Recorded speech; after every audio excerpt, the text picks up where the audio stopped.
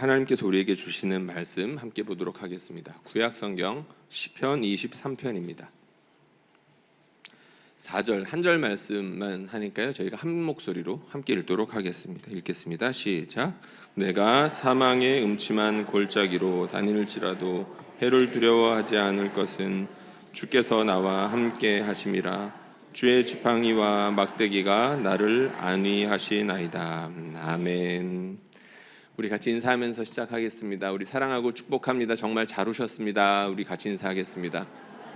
우리 여러분 정말 사랑하고 축복합니다. 정말 잘 오셨습니다. 하나님께서 예배하는 우리 모든 성도님들에게 성령 부어주시기를 축복합니다. 주님의 지팡이와 막대기가 우리를 위로합니다 라는 제목으로 같이 말씀 나누도록 하겠습니다. 여러분 명절 연휴 잘 보내셨나요? 예, 저도 잘 보냈습니다. 양가 어르신들이 다 가깝게 있다 보니까 모두 다 인사하고요. 그리고 가족들끼리 함께 평창에 다녀왔습니다. 대관령에 있는 양떼 목장에 다녀왔는데 참 오랜만에 다녀왔습니다. 날씨가 좋지 않아가지고 안개가 이렇게 자욱하게 껴 있었고 비도 와가지고 이제 금방 내려와야만 했습니다.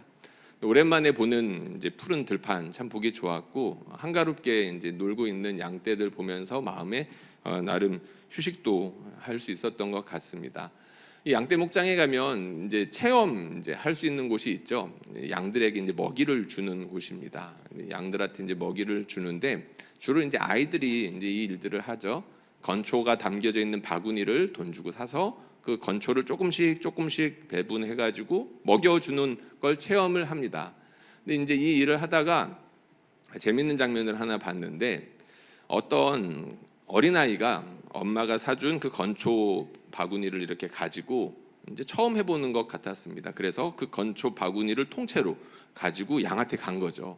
그러니까 이제 영악한 양 한 마리가 그걸 보자마자 그 바구니를 통째로 이제 물어서 이제 들고 가는 장면이 있었습니다. 그런데 놀랍게도 그 아이 옆에 있던 엄마가 그 장면을 보고 그 양이 가져간 건초 바구니를 바로 뺏어서 그 아이에게 가져다 주는 장면을 보았습니다. 순식간에 일어난 일이었지만 엄마는 참 위대하다라는 것을 한번 볼 수가 있었습니다. 일부러 갔던 건 아닌데 참 우연의 일치 같은데 이제 하나님께서 이제 시편 23편 이 말씀을 저의 마음에 주셨고 마침 양들도 보면서 말씀 묵상도 할 수 있는 좋은 시간이었던 것 같습니다. 오늘 말씀 시편 23편입니다. 여기에 보면 너무나 아름다운 비유가 나와 있죠. 여호와는 나의 목자시다라는 귀한 비유입니다. 여기에는 우리 다윗이 목동으로 살았던 그 경험이 녹아 있습니다. 양을 치면서 목자가 무엇인지를 잘 알고 있었던 거죠. 그리고 여호와는 나의 목자시다라는 이 말에는 다윗이 인생 전반에 걸쳐서 그가 고난받을 때나 영광 받을 때 함께 하셨던 하나님이 목자로서 어떻게 함께 하셨는지에 대한 하나님 경험이 녹아 있습니다. 목동으로서의 자신의 삶, 그리고 하나님께서 친히 목자가 되어주시며 그를 돌봐주셨던 하나님 경험이 이 짧은 비유에 가득하게 녹아 있다는 것이죠. 그러다 보니까 우리가 여호와는 나의 목자시니 라는 이 한 구절 앞에 우리는 마음이 녹아내리고 이 말씀을 가지고 우리가 찬양하거나 기도할 때에 그렇게 힘이 나는 것입니다. 여러분들에게는 각자가 경험한 삶이 다 다르고 그리고 그에 따라서 하나님께서 주시는 은혜도 각양각색입니다. 그러다 보니까 한 사람 한 사람이 경험하고 고백하는 하나님에 대한 그 고백이 다 다르기 마련인데요. 여러분들은 하나님을 무엇이라고 고백하십니까? 한번 마음속으로 한번 이야기 한번 해보셔도 좋을 것 같아요. 나에게 있어서 하나님은 이런 분이세요 라고 지금 한번 마음속으로 생각해 보시라는 것입니다. 아마 생각해 보셨을 텐데요, 어느 것이든 우리 하나님께 분명히 영광이 되었으리라고 믿습니다. 특별히 이 여호와는 나의 목자시니 이 고백이 저와 여러분들의 고백이 되기를 축복합니다.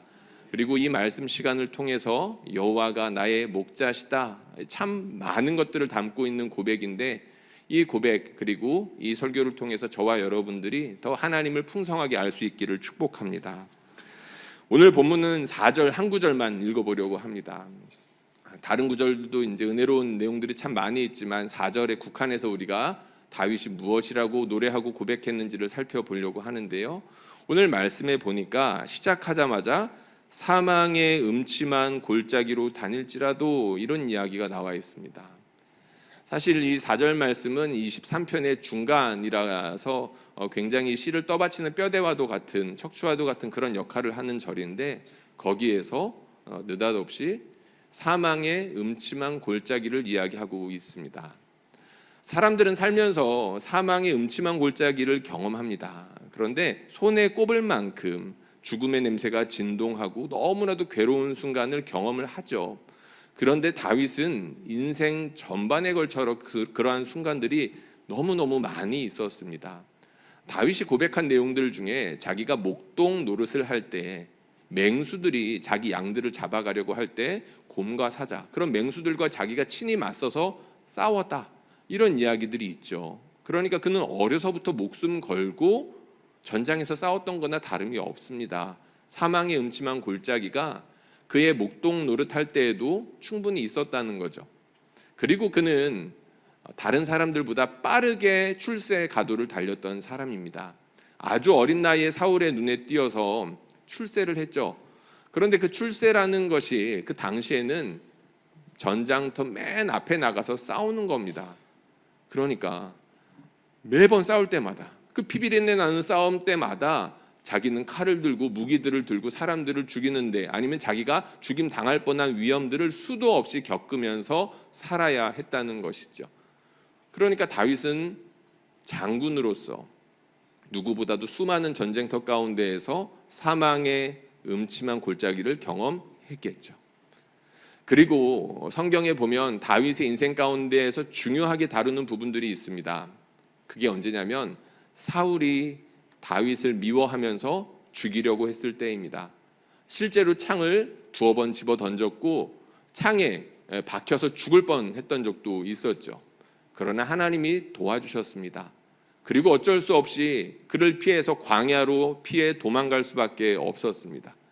광야에서의 삶, 하나님이 도와주시지 않으면 안 되는 순간들이 너무나 많이 있었죠. 다윗에게는 그렇게 인생 전반이 사망의 음침한 골짜기와도 같았다라고 해도 과언이 아닙니다. 그리고 조금은 결이 다르지만 이런 경우가 있었죠. 다윗이 밧세바를 범하고 난 다음에, 그리고 그의 남편 우리아까지도 사실상 자신이 살해하고 난 이후에 심각한 영적인 침체를 경험합니다.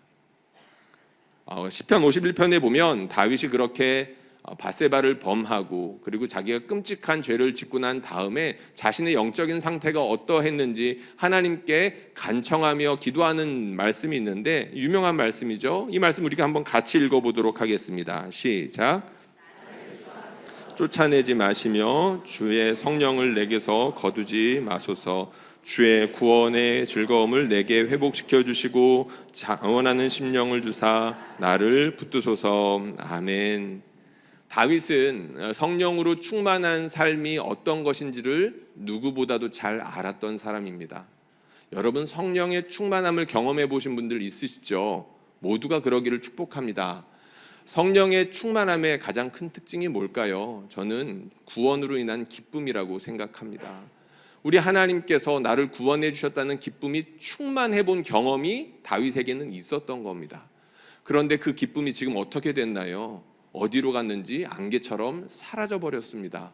왜요? 그가 죄를 지었기 때문입니다. 하나님 앞에 자신이 설 수 없다는 것을 자기가 직감했죠. 성령님께서 나 때문에 근심하신다는 것을 누구보다 잘 알았습니다. 자칫 잘못하다가는 성령님이 내게서 내 인생 가운데에서 소멸할 수도 있겠다라는 것을 직감했을 겁니다. 그러니까 이렇게 기도했던 것이죠. 하나님, 내게서 성령님만큼은 걷어가지 말아 주십시오. 내 인생에서 가장 큰 기쁨은 주로 인한 기쁨이고 구원으로 인한 그 감격인데 그것을 가져가시면 내가 살 수가 없습니다. 다윗이 광야 생활 가운데에서 참 물질적으로 그리고 육체적으로 힘든 고생을 했지만 광야 생활은 다윗의 인생 가운데에서 가장 성령 충만한 순간이었다라고 할 수가 있습니다. 그 힘든 생활 가운데에서도 하나님께서 함께해 주셨고 정말로 기적적으로 하나님의 구원을 경험하면서 수많은 노래들을 했는데 그 기쁨의 노래들이 시편 가운데 너무나도 많이 있죠. 그런데 지금 이 51편의 기도는 어떻습니까? 절망에 가깝습니다. 낙심하고 있습니다. 하나님 제발 성령님만큼은 걷어가지 말아 주십시오. 나에게서 구원의 기쁨을 다시금 회복시켜 주십시오. 죽음의 냄새가 진동하는 그러한 순간들이 다윗의 인생에는 너무나 많았고, 이처럼 자신의 죄로 말미암아 하나님이 건져주시지 않으면 정말로 죽을 것 같이 괴로운 순간들이 다윗의 삶에는 많이 있었습니다. 그런데 시편 23편을 보니까 이 사망의 음침한 골짜기, 다윗이 지금 짧게 고백하고 있지만 사망의 음침한 골짜기에 이 모든 괴로운 순간들이 다 녹아 있는 것 아니겠습니까? 그런데 시편 23편의 분위기는 어떠한가요? 절대 절망적이지 않습니다. 이게 참 신기하죠. 다윗이 그렇게 사망의 음침한 골짜기, 그 고난 가운데에서 하나님이 필요했던 순간, 자기가 죄를 지어서 하나님과 멀어졌던 순간들, 여기에 다 녹아 있는데 노래가 절망적이지 않습니다. 오히려 희망과 확신에 차 넘쳐 있습니다. 왜 그런가요? 바로 그 옆에 있는 말씀 때문이죠. 해를 두려워하지 않을 것은 주께서 나와 함께 하시기 때문입니다. 할렐루야. 우리 주님께서 다윗과 함께 해주셨다는 것을 다윗의 입술로 고백하고 있다는 거죠. 자기가 살다 보니까 수많은 전쟁을 통해서 죽을 뻔했었습니다. 그때마다 하나님이 함께 해주셨습니다. 심지어 자기가 죄를 지어서 너무 더러워 심지어 하나님 앞에 나아갈 수 없다는 걸 본인이 알았지만 하나님은 그때도 자기와 함께 해주셨습니다. 전쟁도 심지어 자기의 죄조차도 하나님의 신실하심을 가로막을 수 없었던 겁니다. 오히려 그러한 순간을 통해서 하나님의 신실하심이 빛나고 반짝이면서 다윗을 힘나게 하고 찬양하게 했다는 것을 이 시편 23편을 통해서 다시 한번 노래하고 있다, 우리가 이렇게 볼 수 있다는 것입니다. 그리고 오늘 말씀에 보니까 다윗이 이렇게 하나님께서 나와 함께 해주셨습니다 라는 것을 주님이 나와 함께 하심이라로 짧게 끝나는 것이 아니라 역시 비유이긴 하지만 추가적으로 부연해서 노래하고 있는 부분이 있습니다. 하나님이 어떻게 함께 해주셨나요? 주님의 지팡이와 막대기로 함께 해주셨습니다. 이 부분이 참 흥미롭습니다. 목동은 주로 두 개의 막대기를 가지고 다녔다고 합니다. 하나는 지팡이고 하나는 맹수들이 왔을 때 이 쇠몽둥이 같은 것들을 이렇게 장착해가지고 쫓는 그런 막대기, 이런 것들을 갖다 두 개를 같이 가지고 다니고 아니면 하나하나씩 번갈아 가지고 다니면서 이렇게 양들을 쳤다고 하는데, 지금 다윗이 그 이야기를 하는 겁니다. 하나님이 때로는 내게 지팡이로, 하나님이 때로는 내게 막대기로 함께 해주셨습니다 라고 하셨다는 거죠. 성경에 보면 이 지팡이가 어떻게 쓰였고 그리고 막대기가 어떻게 사용되었는지 용례가 있습니다. 먼저 지팡이를 한번 좀 살펴보면 흥미로운데, 이 말씀을 제가 한번 읽어보겠습니다. 지팡이라는 단어는 미쉐넷이라는 히브리어인데 출애굽기 21장에 보면 이렇게 쓰였습니다. 사람이 서로 싸우다가 하나가 돌이나 주먹으로 그의 상대방을 쳤으나 그가 죽지 않고 자리에 누웠다가 지팡이를 짚고 일어나 걸으면 그를 친 자가 형벌은 면하되 그간의 손해를 배상하고 그가 완치되게 할 것이니라. 아멘. 이 말씀에 보니까 크게 사고를 당한 겁니다. 누군가와 시비가 붙어서 크게 다친 거죠. 그런데 일어납니다. 일어나는데 혼자 힘으로는 일어날 수 없고 무언가의 도움을 받아서 부축해서 일어날 수 있는 정도. 그때 사용되는 도구가 지팡이입니다.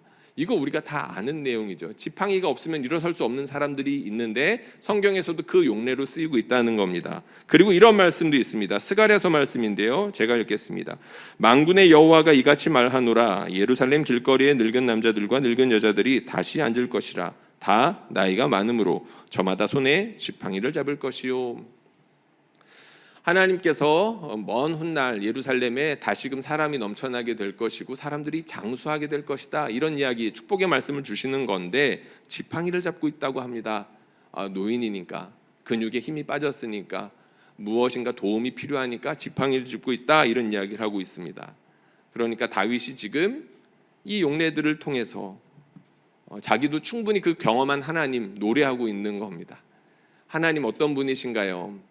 자신의 힘으로 일어설 수 없는 순간들마다 함께 해주시면서 친히 지팡이가 되어주시거나 아니면 지팡이를 던져주셔서라도 그가 일어설 수 있게끔 도와주시는 분으로서 함께 하셨다.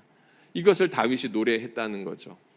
설교 초반에 말씀드렸던 것처럼 다윗은 전쟁터에서 인생 절반 이상을 보냈던 사람입니다. 그러다 보니까 전쟁터에서 경험한 하나님이 생생할 수밖에 없는데 시편 18편에 보면 다윗이 어떻게 다윗이 하나님을 경험했는지 노래하는지를 볼 수가 있습니다. 유명한 말씀이죠. 우리가 한번 힘있게 같이 읽어보도록 하겠습니다. 시작. 나의 힘이 되신 여호와여, 내가 주를 사랑하나이다. 반석이시오, 나의 요새이시오, 나를 건지시는 이시오, 내가 그 안에 피할 나의 바위시오, 나의 방패시오, 나의 구원의 뿌리시오, 나의 산성이시로다. 내가 찬송 받으실 여호와께 아뢰리니 내 원수들에게서 구원을 얻으리로다. 아멘. 하나님을 뭐라고 비유했는지 너무너무 많습니다. 나의 반석이십니다. 나의 요새이십니다. 나를 건지시는 분이기도 하십니다. 내가 피할 수 있는 바위이시고 방패가 되기도 하십니다. 구원의 뿌리시고 살아있는 성이 되시는 분이 하나님이십니다. 라고 이렇게 고백을 했죠. 이렇게 생생한 하나님 고백을 했던 다윗이 23편에서는 주님이 나의 지팡이가 되어주셨습니다. 지팡이로 함께해 주셨습니다. 라고 노래했다는 것입니다. 추석 연휴가 되기 전에 병원 신방을 하나 다녀왔습니다. 아프신 성도가 있어서 그 병원에 가서 위로하려고 갔는데 사실 그분은 지금 아픈 것뿐만이 아니더라도 지나치게 참 많은 힘든 일들을 당했던 분이셨습니다.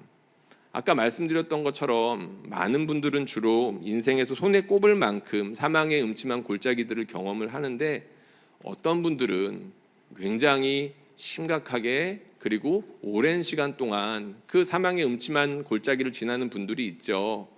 그분이 마치 그랬습니다. 그래서 이제 신방을 가서 제가 한번 이분에게 여쭤봤습니다. 집사님, 우리 집사님에게는 하나님이 어떤 분이세요? 정말로 궁금해서 여쭤봤습니다. 왜냐하면 그분은 그 많은 고난들을 통해서 생생한 하나님을 경험했을 것을 분명히 알기 때문이었는데요. 이분이 이렇게 답을 해주셨습니다. 하나님은 저에게 생명이 되세요. 생명의 하나님이십니다. 아멘. 이렇게 고백을 해주셨습니다. 이분이 하나님이 없으면 내가 지금까지 살 수 없었을 거예요 라는 고백을 이렇게 짧은 비유로 말씀을 해주셨다는 것이죠. 아까 설교 초반에 여러분들에게 한번 생각해 보라라고 했던 것 있죠. 하나님은 여러분들에게 어떤 분이 되시겠냐? 고난이 없으면 좋겠지만 이 고난이 방금 말씀드린 것처럼 어떤 사람들에게는 오랜 시간 동안 머물러 있어서 참 괴로워하는 분들이 있습니다. 그럼에도 불구하고 그 하나님께서는 그 괴로운 중에도 함께 해 주신다는 것을 우리는 경험으로 알고 있죠. 가족 이야기를 잠깐 하려고 합니다. 저희 장인어른과 장모님입니다. 저희 장인어른과 장모님 벌써 이제 70대 중반을 향해서 가십니다. 벌써 이제 한 50년 가까이 사신 것 같은데 저희 장인어른이 20년 넘도록 파킨슨병을 알고 계십니다. 그러다 보니까 참 많이 고생하셨죠. 그러니까 50이 좀 넘자마자 이제 파킨슨을 앓으신 건데 감사하게도 맞는 약을 찾으셔가지고 그 병세가 진행되는 것이 매우 더뎠었습니다. 처음에는 파킨슨이라는 것 때문에 놀랐지만 하나님께서 정말로 적절한 약을 찾게 해주셔가지고 그 병세가 더뎌지게 도와주셨던 거죠. 근데 그럼에도 불구하고 점차 약해져가는 몸 그리고 점차 이렇게 낙심되는 마음을 어떻게 막을 방법은 없었습니다. 근데 그 가운데에서 함께 해주셨던 건 당연히 우리 장모님이죠. 계속 약해져가는 장인어른 옆에서 계속 옆에 있으시면서 간병해 주시고 그 간병하시는 게 뭐 다른 게 아니죠. 끼니가 되면 끼니 때 식사해 주시고 산책할 때가 되면 같이 손붙잡고 산책해 주시고 병원 갈 일이 있으면 병원 가 주시고 이 옆에서 부축해 주지 않으면 쉽게 넘어지기 때문에 항상 옆에 계셨어야 했습니다. 아픈 것도 괴롭고 간병하는 것도 괴롭죠. 옆에서 그렇게 간병하시는 우리 장모님이 참 대단했던 걸 왜냐하면 그렇게 간병을 하시면서도 기도를 쉬지를 않으셨습니다. 아침마다 기도하시고 밤에 틈을 나면 기도하러 가시고, 그리고 저희가 이제 큰 혜택을 받는데 저희 집까지 이제 일주일에 한두 번씩 오시면서 저희 아이들 공부 가르쳐 주시고 그런 일들을 한 벌써 이렇게 오랜 시간 동안 해오셨습니다. 그래서 참 초인 것 같다. 어떻게 장모님은 이렇게 사실까? 너무 궁금해서 최근에 한번 이렇게 여쭤본 적이 있습니다. 장모님은 아파서 장인어른의 간병을 받아본 적이 있으세요? 장모님이 잠깐 침묵하시다가 웃으시면서 없네. 그러고 보니까 한 번도 없네. 내가 아플 수가 없어. 이렇게 답을 해 주셨습니다. 그 짧은 답 가운데 웃으시면서 답을 하셨지만 참 많은 것들이 녹아 있는 것 같았습니다. 그럼에도 불구하고 우리 장인어른은 그렇게 오랜 시간 동안 아프셨지만 20년 가까이 장로의 노릇을 하셨고, 저희 권사님, 장모님 역시 권사로서 20년 가까이 그렇게 교회에서 중직으로서 필요한 순간마다 봉사하시면서 그렇게 사셨습니다. 이 두 분을 보면서 느끼는 건 하나님께서 절묘하게 지팡이가 되어주시는구나라는 겁니다.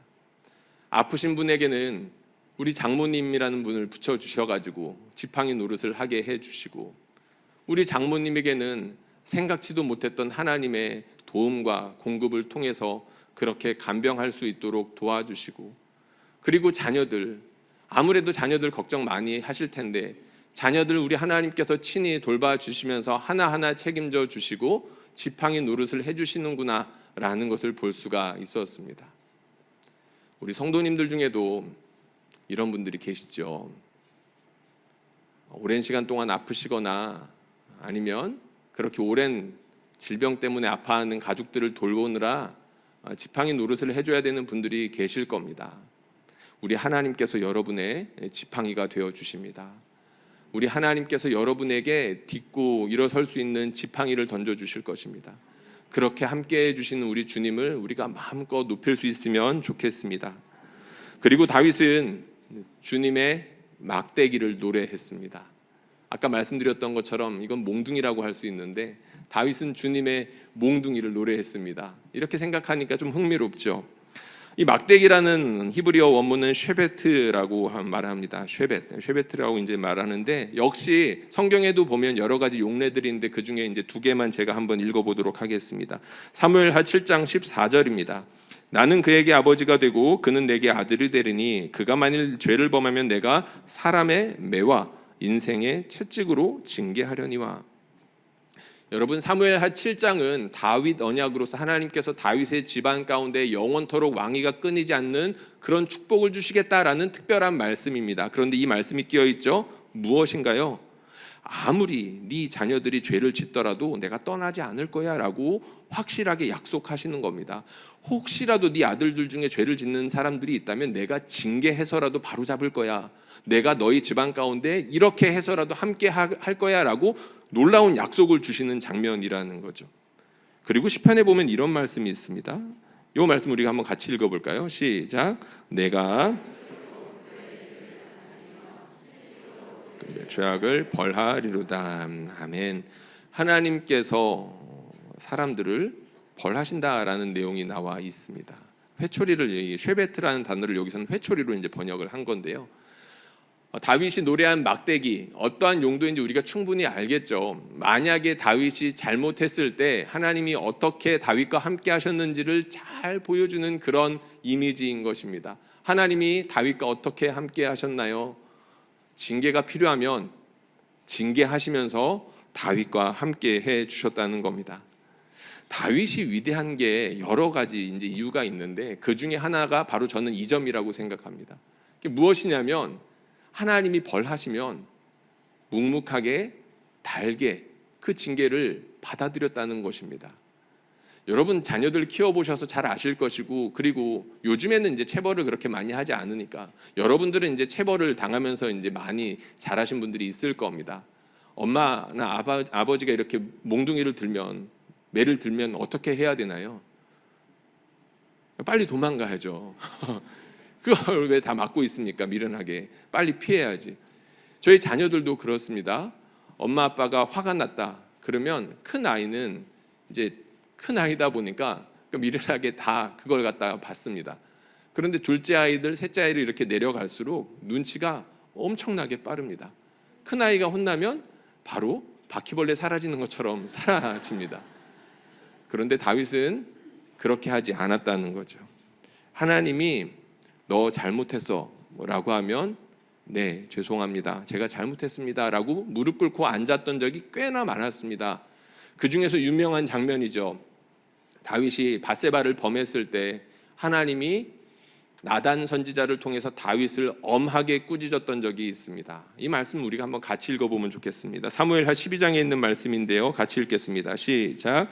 이제 내가 나를 업신 여기고 햇사람 우리아의 아내를 빼앗아 내 아내로 삼았은즉 칼이 내 집에서 영원토록 떠나지 아니하리라 하셨고, 여호와께서 또 이와 같이 이르시기를 보라, 내가 너와 내 집에 재앙을 일으키고 내가 내 눈 앞에서 내 아내를 빼앗아 내 이웃들에게 주리니 그 사람들이 내 아내들과 더불어 백주에 동침하리라. 너는 은밀히 행하였으나 나는 온 이스라엘 앞에서 백주의 이 일을 행하리라 하셨나이다 하님. 아멘. 여러분, 다윗은 한 여자의 순결을 빼앗았습니다. 그리고 한 가정을 파괴했습니다. 그리고 오늘 방금 말씀해 보니까 하나님을 업신여겼다라고 되어 있습니다. 사실 하나님의 말씀에 불순종하는 것, 내 이웃에게 죄를 범하는 것은 사실상 하나님을 업신여기는 것과 다르지 않습니다. 왜 그렇습니까? 내가 하나님께 중요한 것처럼 저 사람도 하나님께 중요하기 때문입니다. 나를 하나님께서 지으셨던 것처럼 저 사람도 하나님께서 지으셨기 때문이라는 거죠. 그래서 죄를 짓는 것은 내가 눈에 보이지 않는 하나님이 아니라 눈에 보이는 사람들에게 죄를 짓는 것은 결국에는 하나님을 업신여기는 것과 다르지 않다는 이야기죠. 그래서 하나님께서 뭐라고 경고하셨습니까? 끔찍한 예언이죠. 너는 은밀하게 죄를 범했지만 나는 백주 대낮에 너를 그렇게 창피를 줄 거야.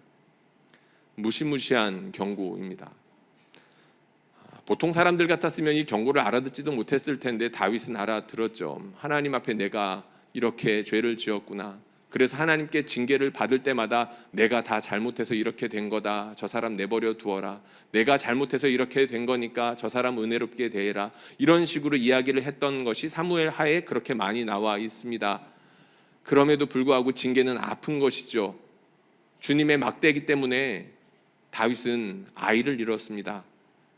주님의 막대기 때문에 아들의 배신을 경험했습니다.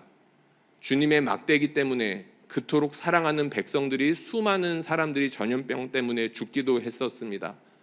그런데 놀랍게도 지금 다윗이 그 막대기를 노래하고 있는 겁니다. 여러분, 그렇게 노래할 수 있으시겠습니까? 우리 주님의 징계는 너무나도 괴로운 것이고 비참하고 부끄럽고 창피하고 할 수만 있으면 너무나도 피하고 싶은 것이지만 다윗은 그것을 묵묵하게 감당했었습니다. 그때마다 다윗이 어떻게 노래했는지 아니면 기도했는지 여러분들 아실 겁니다. 시편에 보면 그 징계가 너무나도 괴로워가지고 주님의 징계 때문에 내 뼈가 녹아내리는 것 같습니다. 주님이 나를 버리시는 것 같아서 내가 날마다 눈물로 침상을 띄우고 있습니다. 이렇게 고백할 정도였죠. 주님의 막대기는 다윗에게 결코 달콤한 노래 같은 것이 아니었었습니다. 당할 때는 너무나도 괴로웠다는 거죠. 그런데 지나고 보니까 그 막대기가 아니었으면 내가 주님의 뜻을 행할 수가 없었고 주님이 정하신 그 의로운 길로 내가 갈 수 없었다는 것을 다윗이 노래했다는 겁니다. 시편 23편 3절, 이 말씀 우리가 한번 같이 한 목소리를 읽어보도록 하겠습니다. 시작. 내 영혼을 소생시키시고 자기 이름을 위하여 의의 길로 인도하시는도다. 아멘. 하나님께서 징계를 통해서 바로 이러한 일들을 하셨다는 겁니다. 내가 죄를 지어서 죽음의 골짜기로 급전직하는 것처럼 괴로운 삶을 사는 것 같지만 하나님께서 나를 내버려 두지 않으시고 징계해서라도 내 영혼을 소생시키셨고, 우리 하나님께서 선택하신 백성답게, 왕으로 선택하신 그 사람답게 왕의 길을 가도록, 하나님의 길을 가도록 하나님께서 나를 그렇게 징계해 주셨다라고 노래했다는 것이죠. 오랜만에 조직신학책을 한번 살펴봤습니다. 이 죄인에 대해서 조직신학자들은 뭐라고 정의했었나라고 해서 웨인 그루뎀의 조직신학이라는 책에 보면 죄를 이렇게 정의하고 있습니다. 중요한 정의인데 이거 한번 우리가 같이 읽어보도록 하겠습니다. 시작. 죄는 의심하고 시험한 것이다. 둘째, 죄는 하나님의 기준보다 자신의 평가를 신뢰한 것이다. 셋째, 죄는 하나님과 같이 되려는 유혹에 굴복한 것이고 결국엔 스스로 하나님의 자리를 차지하려 한 것이다. 넷째, 죄는 궁극적으로 비합리적인 것이다. 그래서 성경은 죄인을 가리켜 어리석은 자 또는 미련한 자라고 일컫는다. 여러분이 정의를 따르자면 다윗은 어떤 사람입니까? 하나님의 진실함을 의심한 사람입니다. 그리고 하나님보다 자신을 낫다라고 생각한 사람입니다. 그리고 결국에는 하나님의 자리를 침탈하려고 했던 사람입니다. 그리고 이 모든 것들을 종합해 보니까 다윗은 미련하고 비합리적인 사람이었던 것입니다. 하나님 앞에서 무엇이 선하고 무엇이 좋고 무엇이 좋은 결과를 주는지 뻔히 알면서도 자기는 죄를 선택할 수밖에 없었고 그 죄를 선택함으로 말미암아 끔찍하게 타락했고 그 주변에 끔찍한 결과들을 냈던 사람이 바로 자기 자신이라는 것을 다윗이 알았죠. 다윗이 시편 23편에서 주님의 막대기를 노래할 수 있었던 이유가 무엇일까요? 바로 여기에 있는 것입니다. 자기가 죄인이라는 것을 뿌리 깊게 알고 있었다는 것이죠. 하나님이 나 같은 죄인을 위해서 이렇게까지 함께 해주시는구나. 우리가 찬송가 가사 가운데 좋아하는 그 가사들 있죠. 나 같은 죄인 살리신, 우리 같은 죄인을 살리신 주님의 은혜가 놀랍습니다 라는 이 고백이 주님의 막대기가 나를 위로했습니다 라는 다윗의 찬양과 다르지 않다는 것입니다. 여러분 주님의 막대기 노래할 수 있으시겠습니까?